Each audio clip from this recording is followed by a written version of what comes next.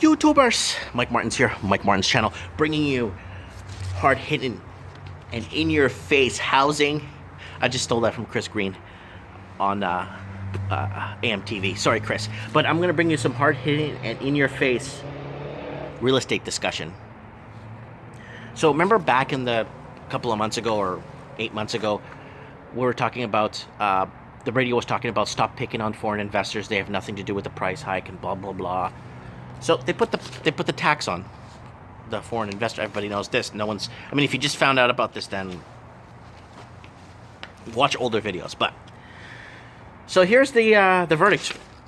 It's in, and let's follow this. Let's see what's going on. It's today's article.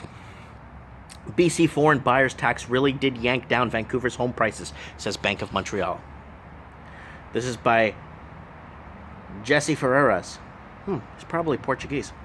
Anyways, Royal LePage says the housing correction has begun and expects prices to fall 8.5% in 2017.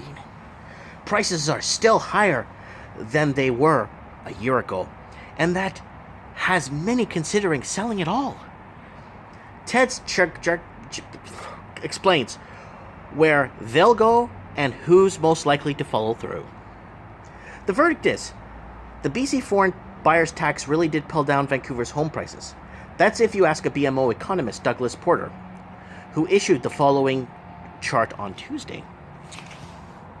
I'll leave a link. It's backwards on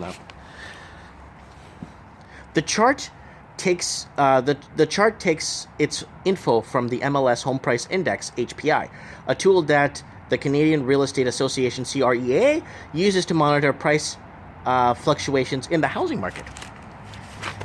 It shows prices clearly trending downwards after July 2016, which was 1 month before the BC government implemented the 15% property transfer tax on foreign buyers in response to rapidly increased home prices. Okay, so somebody was going to buy a house recently.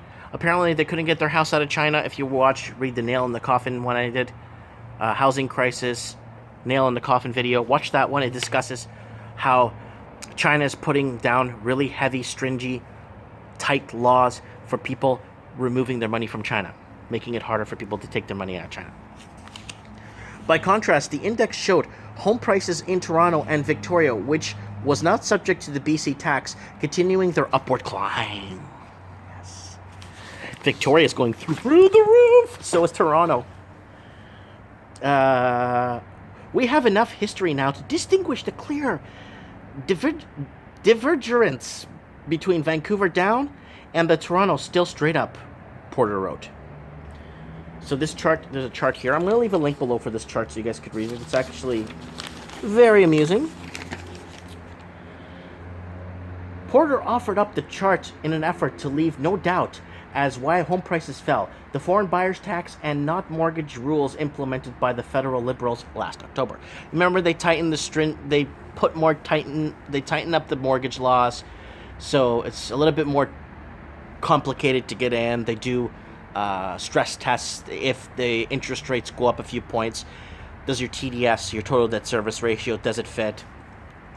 The rules require that the buyer not only qualify mortgages at the lender's negotiated rate, but the Bank of Canada's posted rate. There were concerns that the new mortgage rules would make housing even less affordable. They limit how much money buyers can borrow. They certainly don't appear to have pulled home prices down in the last two major cities. So when home prices don't go down, interest rates go down, prices go up on homes, then the money becomes funny money, and they're just printing money, and it's free. And then now the party's over. Who's going to clean up this mess? This isn't the only data suggested that Vancouver home prices have fallen since 2016. Data from Real Estate Board of Greater Vancouver, RG, blah, blah, blah, blah, which is not seasonally adjusted, shows that the benchmark price of Greater Vancouver home peaking in August, then steadily falling in subsequent months. I want to throw in one more quick article in there. This is a good one, and this is actually kind of goes in hand with this one. 2 China real estate consultancies halt monthly home price data. Probably the computers are down, guys. I mean, just don't make things up. I mean, at least 2 major Chinese private providers of home price data have stopped publishing figures at a time when when economists are split whether the red-hot property market will remain a driver in the economy in 2017. The China Index Academy, a unit of U.S. listed FANG Holdings, has stopped distributing monthly housing price index data for 100 cities that is usually issued at the start of every month. The Academy told Reuters on Friday that it suspended distribution indefinitely without giving the reason for the suspension. I don't know who exactly is making the order, and it's not mandatory, said a source with knowledge of the matter who declined to identify his topic as a sensitive one. Home price data from private providers tends to show sharper increases than official data from the National Bureau of Statistics, which publishes monthly and annually. New home prices grew the last month since 2011, NBS data published on Friday show. Growth monitored in December 12th to 15 cities previously singled out by authorities of overheating saw price declines and increasing from November. Since last summer, the government has levied curbs on buying and home ownership to rein in soaring prices and limit asset bubble risk. eHouse China, another influential private real estate consultancy, has also identically suspended its monthly housing price index for 288 cities. That's two big companies suspending their research or their results on a monthly basis. Judged by current conditions, we won't publish it in the future, says Cherlyn Tusi, a public relations officer for the CRIC and the consultancy's real estate research branch.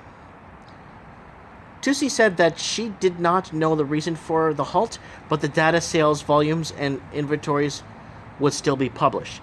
Housing prices are extremely sensitive matter right now, a second source with knowledge of the matter said, on condition of anonymity.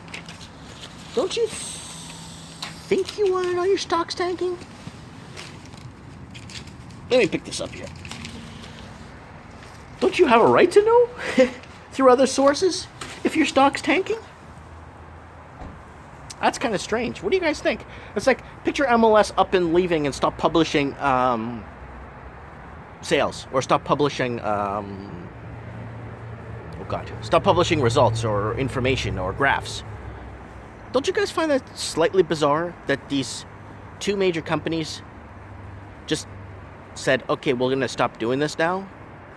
Don't you want to have an eye on your stock? Picture, oh, let's buy stocks in this company, but we're going to not have the stock ticker updated. We're just going to let you know word of mouth how it's doing. I don't know. Comment below. Let me know what you guys think. Thanks for watching.